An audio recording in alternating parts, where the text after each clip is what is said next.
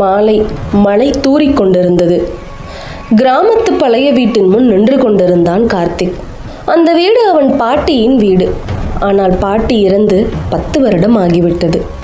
இது எப்படி திறந்திருக்கிறது என்று அவன் மெதுவாக கதவை தள்ளினான்.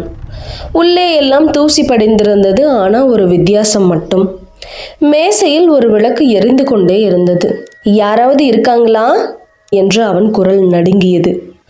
அப்பொழுது உள்ளே இருந்து ஒரு குரல், நீ வந்து விட்டாயா கார்த்திக்? அவன் அதிர்ந்து திரும்பினான். அது அவன் பாட்டியின் குரல். பழைய அறை, அந்த நாற்காலி, அதில் யாரும் இல்லை. ஆனால் குரல் மீண்டும், நீ வந்து விடுவேன்னு எனக்கு தெரியும்.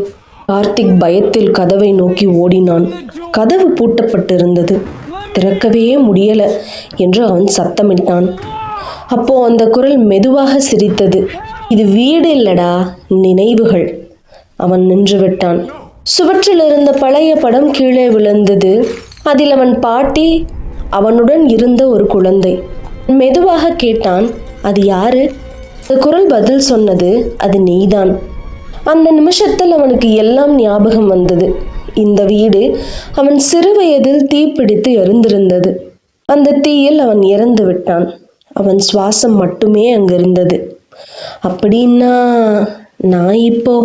குரல் மெதுவாக, நினைவாகத்தான் இருக்கிறாய். விளக்கு திடீரென்று அணைந்தது. வீடு மீண்டும் காலியாகிவிட்டது. மழை மட்டும் தொடர்ந்தது.